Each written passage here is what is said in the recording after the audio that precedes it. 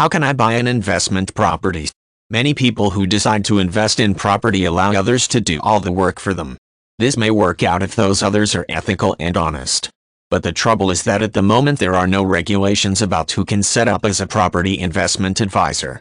They don't need to prove they have good investment skills, business qualifications of any kind, or a clear personal record. They may even be a criminal. If a person is willing to do their homework, there is no reason that they cannot invest in the property market without the aid of a property investment advisor who could be a rip-off merchant for all they know.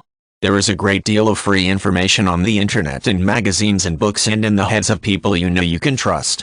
Once you know a fair bit about the topic, establish a strategy for your investing. Will you buy to rent, or are capital gains the way to go? A lot depends on where the real estate cycle is at the moment. Whichever strategy you decide on will dictate which type of property you buy. You need to research each area thoroughly so you know what you expect.